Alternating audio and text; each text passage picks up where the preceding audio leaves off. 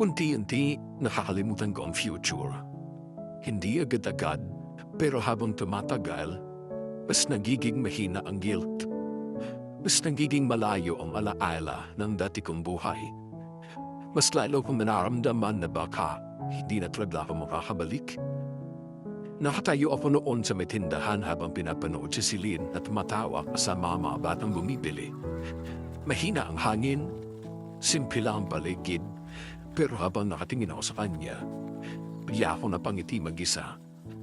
Kahit pala ang tahimik na buhay, hindi kagaya sa future kung saan halos lahat mabilis, lahat competitive, lahat kailangan mong habulin.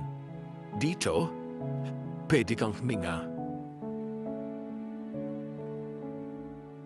Pagkalis ng mga bata, napansin niyang natingin ako. Ano? Natatawa niyang tanong. Wala. Sinungaling. Lumapit ka sa akin habang nakangiti. Kanina ka pa nakatitig. Pinapanood lang kita. Why?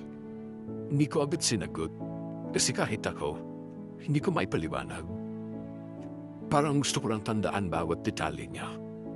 Yung paraan ng pagtawa niya, yung liwanag sa mata niya. Parang natatakot ako mawala yun. Yung simpleng magiging masaya niya sa maliit na bagay. Ang ganda mo kasi, bigla siyang namula. Natawa ko. Bolero. Truthful, sabi ko. Hinampas niya braso ko pero hindi niya maitago ang ngiti niya. Habang nakatingin ako sa kanya, may isang realization na tumama sa akin. Masaya ako, sobrang saya. At sa unang pagkakataon, matapos ang napakahabang panahon, iyon ang balikan dating buhay ko. Dumipas pa ang mga buwan, tuloy na naging parte ako ng buhay ni Celine. Kilalang pera na ako ng pamilya niya.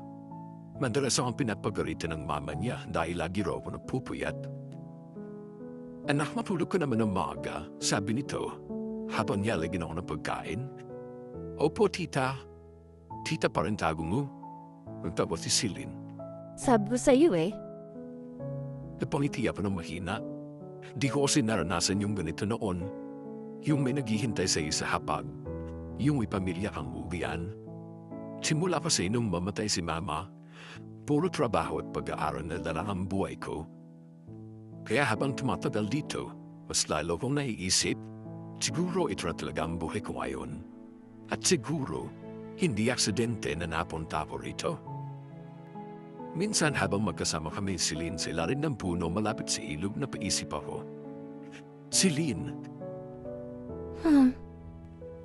what if, napatingin siya sa akin. What if may chance kang magsimula ulit ng buhay? Napangiti siya ng mahina. Parang reset? Yeah, nag-isip siya sandali. Siguro pipiliin ko pa rin yung buhay na meron ako. Bakit? Because eventually, Tumingin siya sa akin at namiti. marikilala pa rin kita. Parang may kumurot sa puso ko. Minsan hindi ko maintindihan, parang niya nasasabi yung mga bagay na direktang tumatama sa akin. Paano mawala ako? Mahina kang tanong. Bigla siyang tumahimik. Ayokong itanong iyon, pero hindi ko mapigilan. There is no one in this world who can love me like you do. So many reasons there